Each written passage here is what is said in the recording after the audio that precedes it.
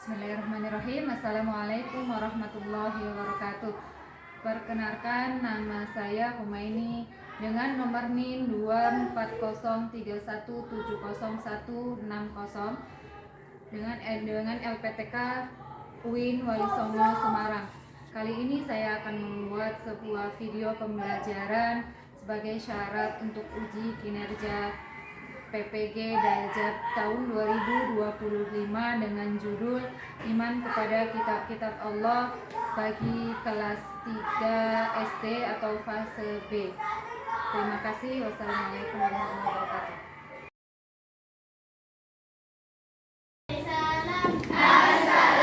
Waalaikumsalam warahmatullahi wabarakatuh. Siapkan ketua kelasnya. Kita berdoa.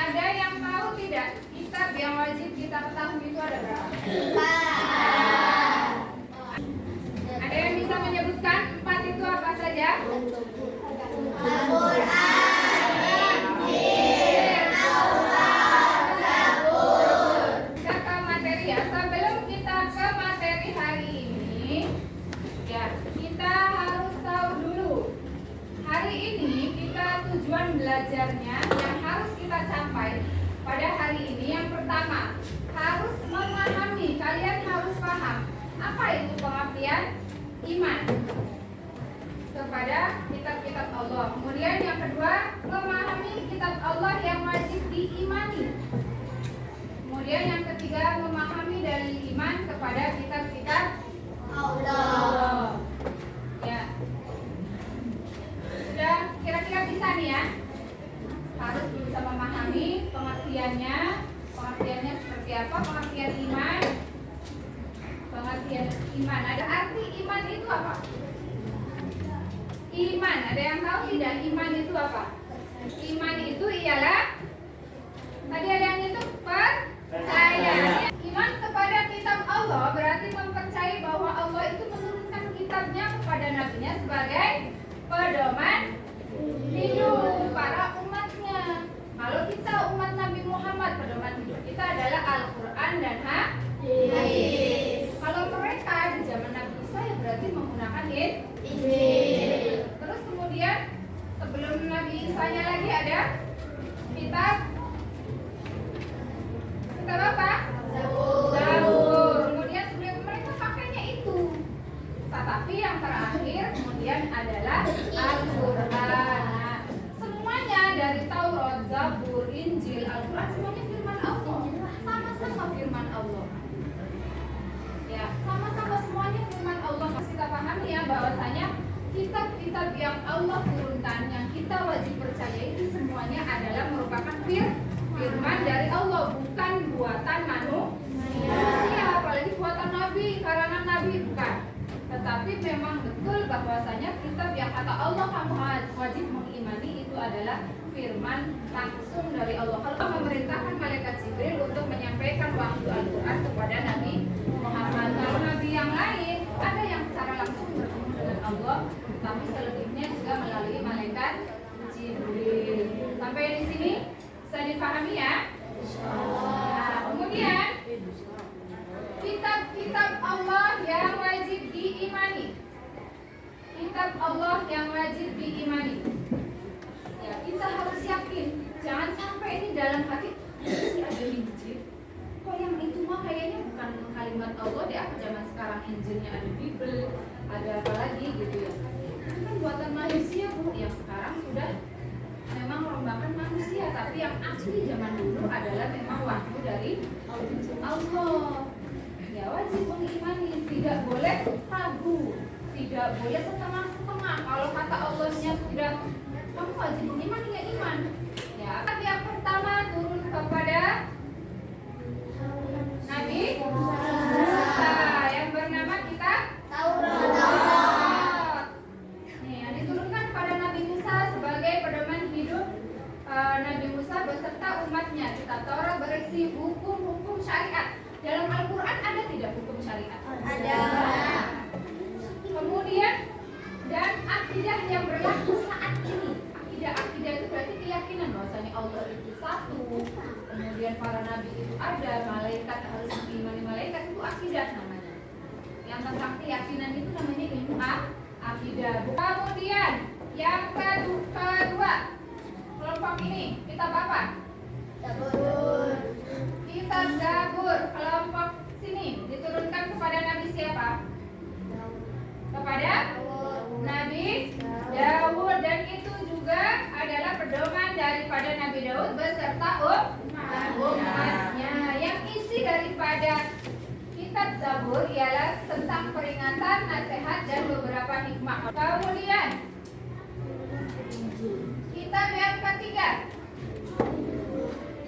kitab Injil. Coba kelompok ujung. Injil diturunkan kepada Nabi siapa? Kelompoknya Sasi. Kepada Nabi Isa. Injil diturunkan kepada Nabi Isa alaihissalam sebagai pedoman hidup Nabi Isa dan umatnya. Kitab Injil berisi penjelasan kebenaran, ajakan tauhid. Semua kitab pasti mengajarkan tentang ketauhidan. Ketauhidan itu apa? Ada yang tahu tidak? Tauhid. Wallahu tauhid. Berarti mengesahkan Allah. Mengesahkan Allah. Ketauhidan itu ialah ilmu tentang mengesahkan Allah, tidak menyekutukan Allah. Di dalam Injil itu sudah diceritakan, sudah dijelaskan bahwasanya nanti akan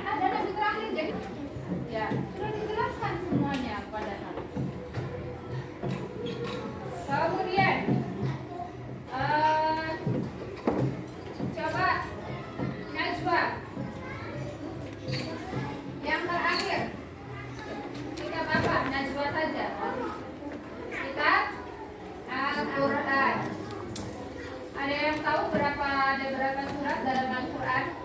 114 surat dalam Al-Quran ya. Jadi mulai surah Al-Fatihah sampai dengan surah An-Nas.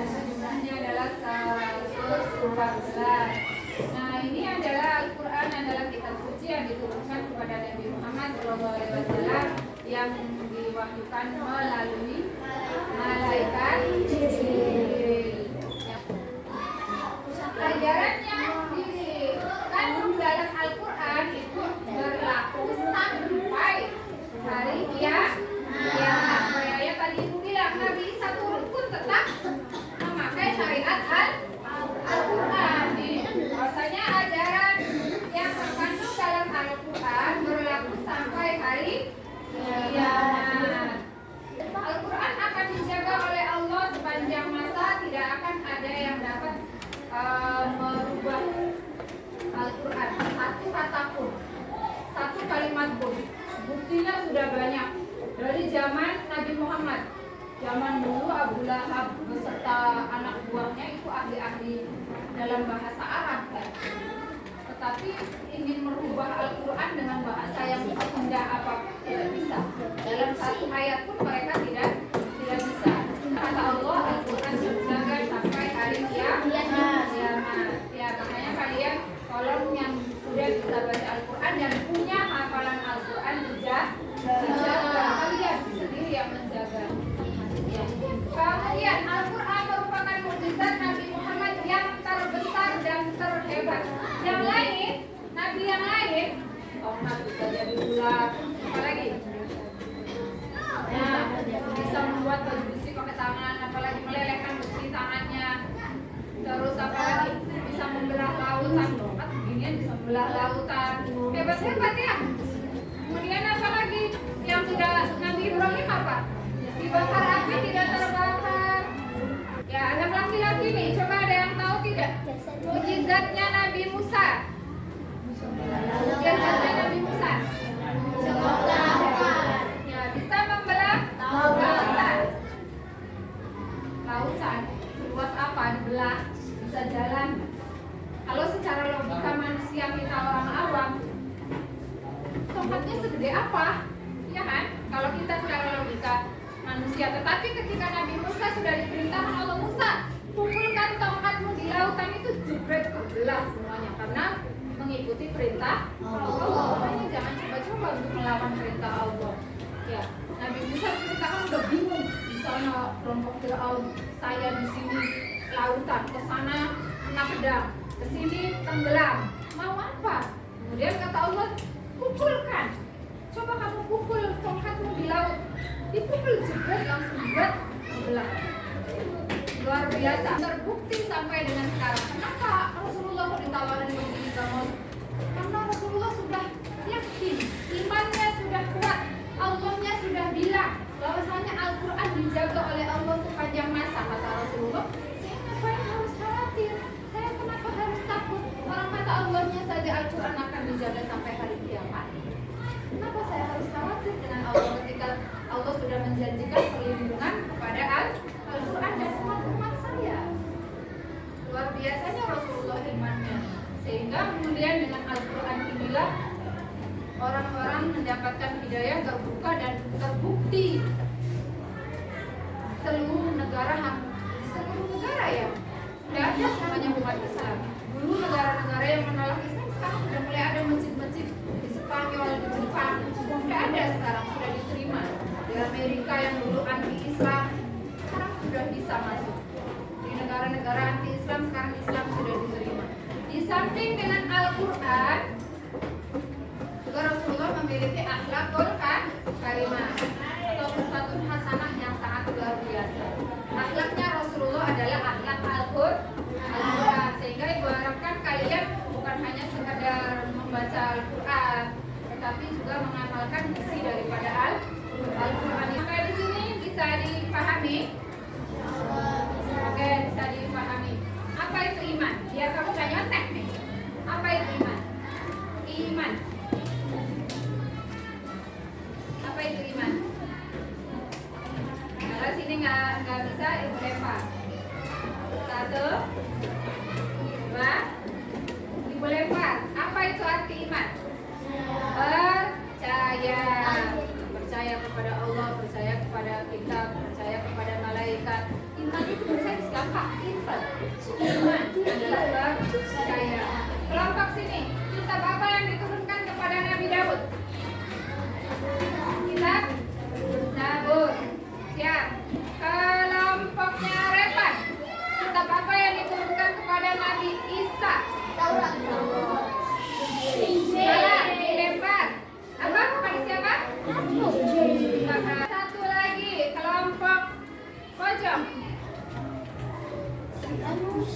Nabi Musa menerima wahyu berupa kitab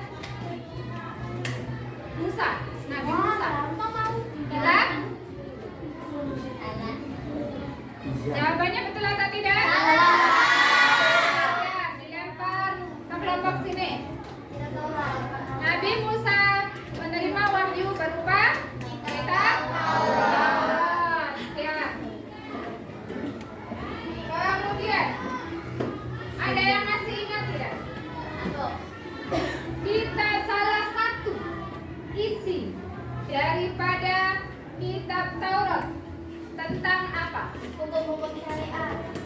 Kitab Taurat tentang hukum-hukum syariat. Kemudian ada yang masih ingat tidak?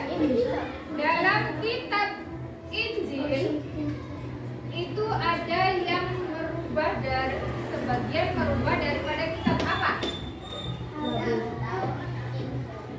Kitab Injil tadi itu kan yang menjelaskan bahwasanya dalam kitab Injil itu isinya ada yang sebagian merubah isi daripada kitab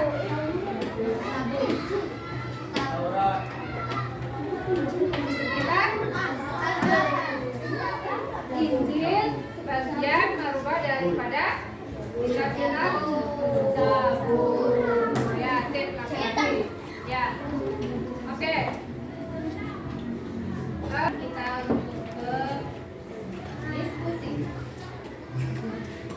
Karena berdiskusi, jadi satu kelompok cukup satu.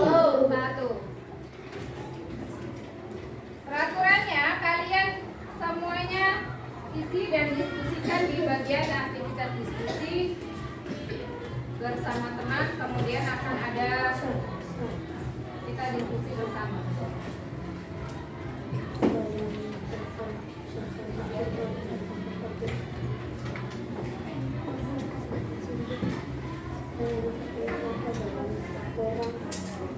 Satu aja. Ditulis nama kelompoknya ya.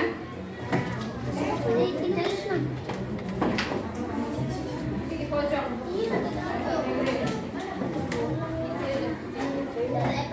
Ya, namanya. Namanya di pojokan sini aja ya. Boleh di sebelah sini, boleh di sebelah sini. Nama-namanya aja.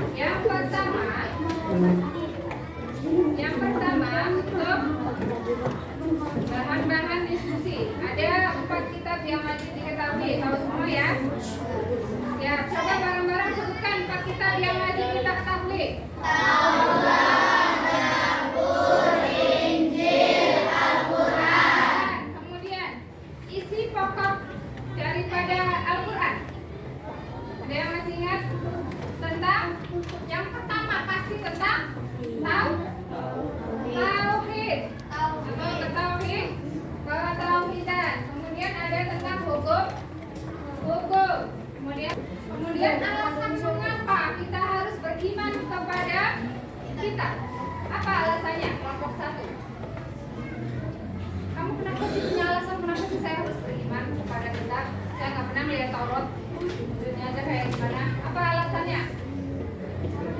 Alasan kenapa kita harus mengimani 4 kitab yang tadi disebutkan? Karena ya kalau mengapa berarti ada karena. Karena kita harus mengimani kitab. Kelompok 2 coba dibetulkan jawaban dari kelompok 1, karena kita memang harus mengimani aja intinya begitu. Apa? Kenapa kita harus mengimani 4 kitab tersebut? Yang dijelas ya? Oke, kita lempar ke kelompok 3. Kenapa alasannya kita harus mengimani kitab Allah? Karena apa yang wajib kita imani pasti ada dalamnya. Apa yang kita imani? Apa yang kita imani? Tapi yang lebih simpel lagi apa? Yang paling simpel. Kenapa kita harus mengimani kitab-kitab tersebut padahal kita nggak tahu taunya cuma Al-Quran aja satu? Karena hal tersebut merupakan perintah. Wis kalau perintah Allah. Sekarang begini, kalian pernah lihat tidak di media sosial atau di televisi ada orang yang merobek, ada orang yang membakar kitab suci, ada orang yang menginjak-injak kitab suci. Hal seperti itu coba kalian diskusikan bersama teman-teman. Hal seperti itu tuh sikap yang bagaimana? Yang harus menginjak-injak, ada yang membakar Al-Qur'annya.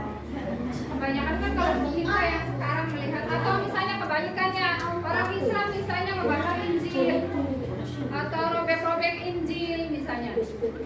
Coba diskusikan hal itu, sikap yang seperti itu tuh baik tidak, boleh tidak, kemudian orang tersebut merupakan orang yang bagaimana, kalian tulis ya di lembar. Boleh kalau tidak muat boleh di belakang, kalau tidak muat boleh di belakang.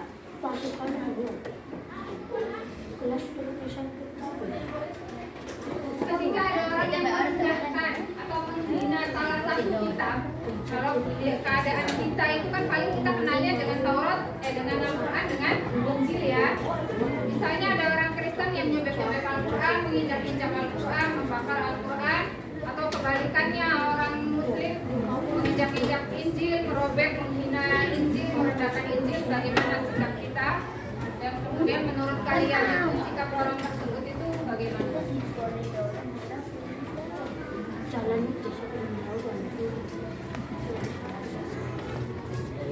Sikap mereka itu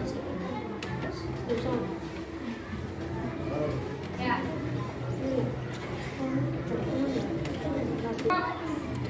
Kelompok 3, kira-kira sikapnya seperti apa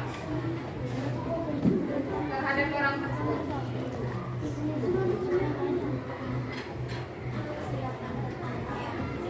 Ya, yang tidak boleh diikuti. Tidak sesuai dengan ajaran syariat Islam. Ya, siap. Sudah mewakili saya untuk yang lainnya. Kita cukupkan sampai di sini. Paling kalian nanti isi refleksinya saja di situ.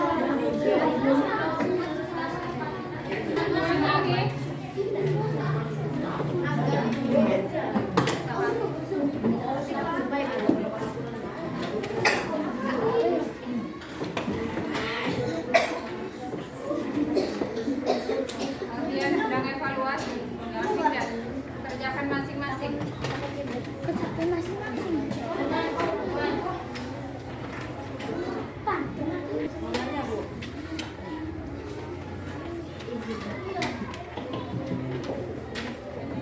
Subhanahu wa Ta'ala menurunkan 4 kitab suci yaitu Hadisnya ke sini. Kitabnya diturunkan di sini.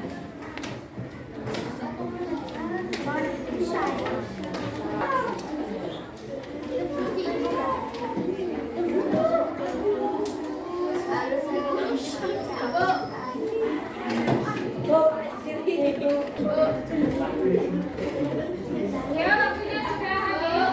Yang lain harap dikumpulkan. Ya, waktunya sudah habis.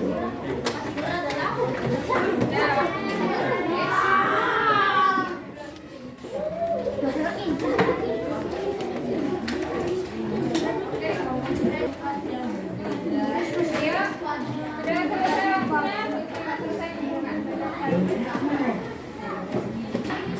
Coba kita mengulas materi. Kayaknya udah di luar kepala lah ya. Kita mengulas materi yang tadi. Apa yang kalian pahami dari materi tentang iman kepada kitab-kitab Allah? Apa?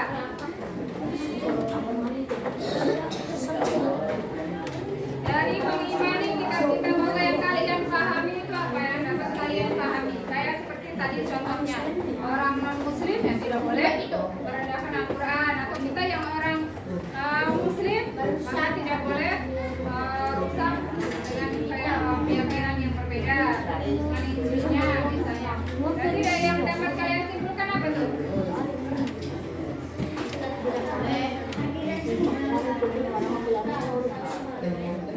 Hah? Harus saling menghargai. Di situ ada yang saling menghargai hikmahnya ya, daripada mengimani kitab-kitab. Ya, karena mau Injil, mau Taurat, mau Zabur adalah wahyu Allah Subhanahu wa Ta'ala. Ya, kemudian yang laki-laki kelompoknya Alfian, sebutkan lagi kitab-kitab yang wajib diimani. Taurat, Injil, Al-Quran. Oke, siap. Huruf belum nih? Belum. Taurat, Zabur, Injil, Al-Quran. Taurat dulu atau Zabur dulu? Taurat. Oke. Taurat. Ya, jadi dibangga kalian sudah paham tentang materi hari ini. Ya, intinya dalam mengimani kitab-kitab bukan hanya kemudian ketika ada Injil direndahkan. Yang kita imani dalam kitab-kitab ini juga bukan hanya sekedar iman, tapi juga menghargai, menghormati daripada kitab-kitab tersebut. Yang sekarang kita ketemu dengan Injil ya kita harus menghargai, walaupun memang sekarang Injilnya tidak sesuai dengan yang dulu diturunkan oleh Allah. Ya tetap saja tidak apa-apa. Ya tetap menghargai keyakinan. Yaitu hikmahnya daripada keimanan kita. Makanya kitab-kitab sebelumnya itu menganut tentang ketauhidan, tentang perintahnya sama, tentang mengimani Allah, mengimani kitab-kitab. Mudah-mudahan kalian semua memahami ini, bisa insya Allah menerapkannya dalam kehidupan sehari-hari. Nah, kemudian kelompok ini, bagaimana cara menerapkan keimanan kita terhadap kitab-kitab dalam kehidupan sehari-hari? Contohnya, jaga dengan baik. Kalau ini, coba menerapkan keimanan kita terhadap kitab. Contohnya seperti apa dalam kehidupan sehari-hari? Membacanya. Kalau kelompok ini dengan cara apa? Cara mengimani daripada kitab-kitab Allah dalam kehidupan sehari-hari, menerapkannya dalam kehidupan sehari-hari seperti apa? Menghafal. Selain menghafal ada tidak? Laki-laki selain membacanya setiap hari, terus menghafal, ini tadi apa? Menjaga Al-Qurannya. Ada lagi tidak? Laki-laki tidak merusak. Barangkali ada lagi nomor 1, mengamalkan daripada isi Al-Quran.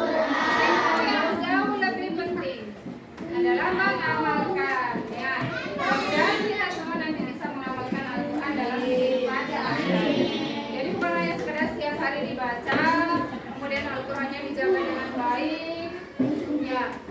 Kemudian dihafal, bagus tuh yang sudah menghafal Al-Qur'annya, hebat. Mudah-mudahan kita juga mampu untuk mengamalkan isi atau kandungan daripada ayat Al-Qur'an dalam kehidupan sehari-hari.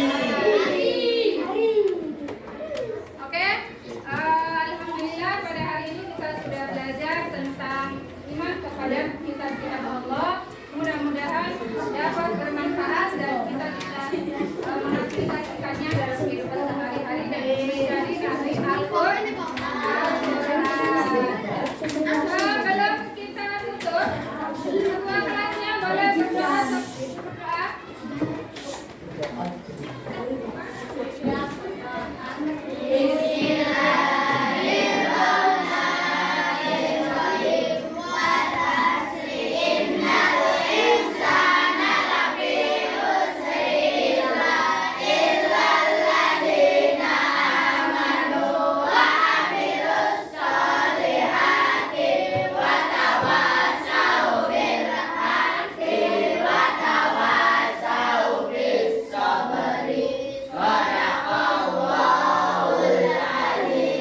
Kita membaca doa kafaratul majelis.